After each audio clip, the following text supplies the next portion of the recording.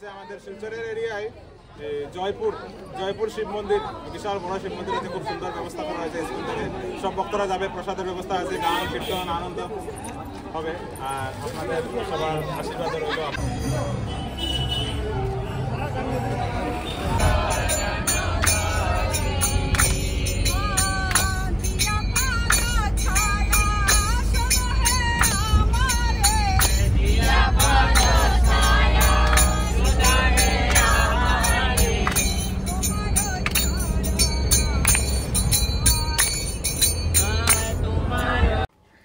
বন্ধুরা, ঠাকুরের নাম জপ করতে করতে গান কীর্তন করতে করতে আমরা পৌঁছে গেলাম। তো কোথায় এসেছি সবার আগে চলো জায়গাটার বিষয়ে তোমাদের কিছু বলি।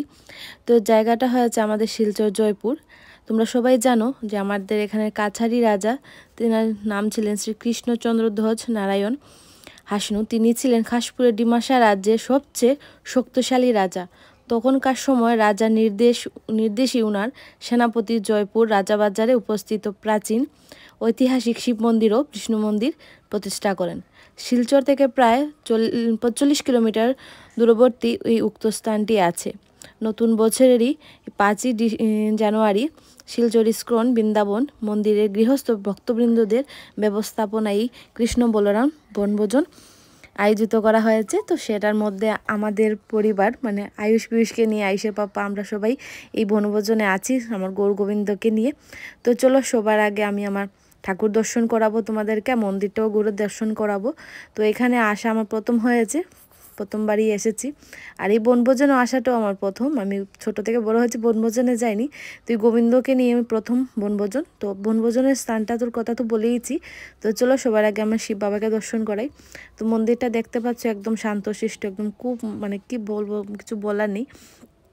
তো চলো প্রথমে শিব দর্শন করে তারপরে চলে যাব গৌর গোবিন্দকে শৃঙ্গার করাতে হবে, গৌরাঙ্গ মহাপ্রভুকে।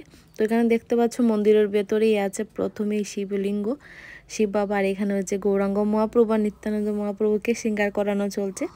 তো এই যেহেতু বনভোজনে এসেছে আর আমাদের গোবিন্দ মানে গোপাল ওনার শোকবৃন্দকে নিয়েই প্রথম বনভোজন শুরু করেছিলেন। তো আমরাও আজকে প্রথম ঠাকুরকে নিয়ে আসলাম।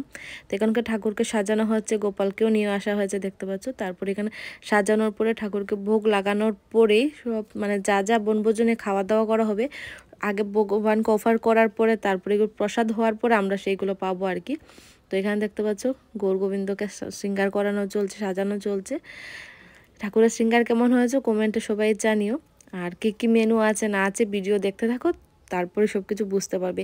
আর আজকের মেনুর কথা তো ছাড়ো, কিন্তু আজকে প্রচুর খেলাধুলা হবে, আনন্দ ফুর্তি হবে, মানে উলুধ্বনি, শঙ্খধ্বনি, ম্যাজিক্যাল চেয়ার, হাড়ি ভাঙ্গা, সমুদ্র মন্থন সব কিছু আছে আজকের এই বনভোজনের ব্লগে। আমরা তো অন্য সময় যে বনভোজনে যাই সেটার থেকে কিন্তু এই বনভোজনটা সম্পূর্ণই আলাদা। সেখানে স্বয়ং কৃষ্ণকে নিয়ে আসা হয়েছে, তো বুঝতেই পারছো বনভোজনটা কি আনন্দের হবে। তো এখানে প্রথমে সবাইকে সম্বর্ধনা করা হচ্ছে। আর এখানে সবাই সব গৌরভক্তবৃন্দরা এখানে বসে আছেন দেখতে পাচ্ছ। আর এখানে ভোগ লাগিয়ে আমরা বাইরে চলে আসলাম। আসার পরে এখানে যে কিছু একটু ফটো ওটা হবে, আনন্দ ফুর্তি করা হবে, তারপরে ঠাকুরের ভোগ নামানো হবে। তুই ততক্ষণ ভোগের সময় আমরা বাইরে চলে আসলাম, সবাই মাতাজিরা বসে ফটো উঠলাম, আনন্দ ফুর্তি করলাম। দেখতে পাচ্ছ আমরা একজন আরেকজনকে ফটো উঠাচ্ছি বা নিজেও উঠছি, আনন্দ ফুর্তি চলছে বাইরে। আর এদিকে তো দরজা বন্ধ করে ঠাকুরের ভোগ লাগানো হয়ে গেছে, ঠাকুরকে ভোগ অফার করা হচ্ছে। আর এইখানে তারপরে হবে আজকে একজনের বার্থডে, তো প্রভুর আমি নাম জানি না, না হলে বলতাম আমি। তো এখানে যে কেক কাটা হয়ে গেছে আর এটা হয়েছে ঠাকুরকে ভোগ নামানোর পরে যে ঠাকুরকে চাউমিন অফার করা হয়েছিল। তো চাউমিন প্রসাদে আজকে সকালে ব্রেকফাস্ট, সকালের খাবার, জল খাবার। তো সবার জন্য যে ছোট ছোট করে কেক কাটা চলছে, চাউমিনের সাথে কেক দেওয়া হবে। তো এখানে দেখতে হচ্ছে সুভদ্রা মাতাজি আর সঙ্গের মাতাজির আমি নাম জানি না, তো সেই জন্য বলতে পারছি না। তো এই যে আমরা এখানে নিচে বসে সবাই যে চাউমিন প্রসাদ আর কেক প্রসাদ পাচ্ছি, আয়ুষ পিসোর সাথে আছে।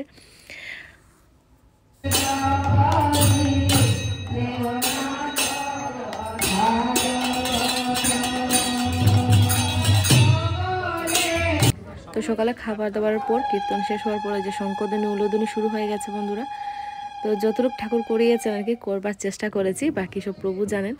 তো এখানে জামে উলুধ্বনি দেওয়ার পর সুভদ্রা মাতা যে এখন দেবেন আর কি, উনি খুব সুন্দর করে উলুধ্বনি দিয়েছেন, কিন্তু সেরকম আমি পারিনি। তো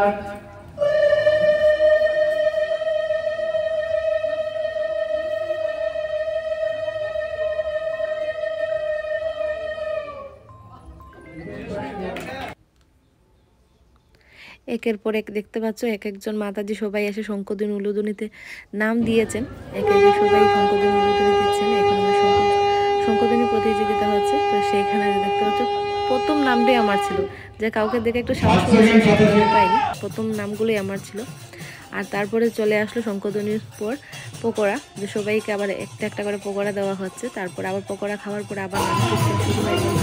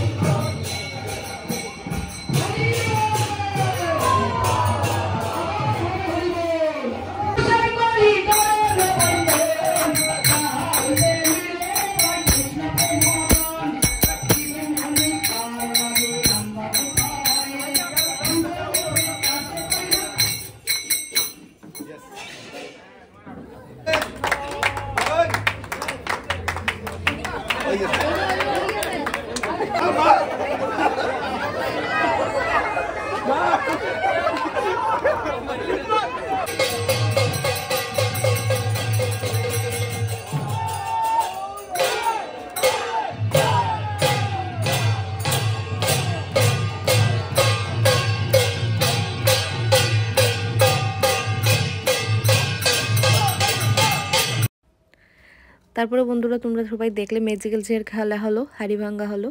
এখানে আবার গান কীর্তন করার পরে যে সব আবার দুপুরের ঠাকুরকে অফার করানোর পরে যে দুপুরের লাইন দেখতে পাচ্ছ, সেটা হচ্ছে দুপুরের খাবার রাজভোগের পরে।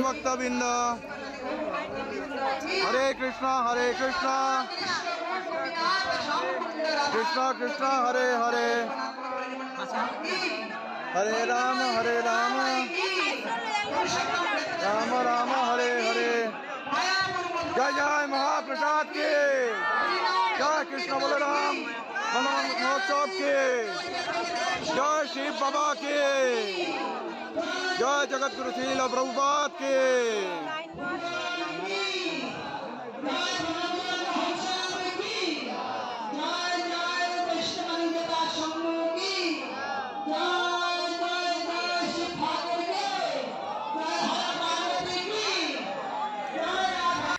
দুপুরে খাওয়া দাওয়া করার পরে যে মন্দিরের সাইডে জয়পুরের সাইড মানে জয়পুরে যে আসলাম মন্দিরে, শিব মন্দিরের পেছনে একটা সুন্দর নদী, এখানে অন্যান্যরা পিকনিক করতে এসেছে। তো আমরা এখানে তো যাওয়া হয়নি, ফার্স্ট টাইম গিয়েছি, তো সেই জন্য যে ঘুরতে গেলাম। এত সুন্দর জল পাহাড়, মানে কি বলবো, জায়গাটা একদম অপূর্ব। তো এই যে আজকের যে ছোটো মোটো যে বনভোজনে আমরা আসলাম, তোমাদের ব্লগটা কেমন লাগলো কমেন্টে সবাই জানিও। সবাইকে রাধে রাধে, হরে কৃষ্ণ।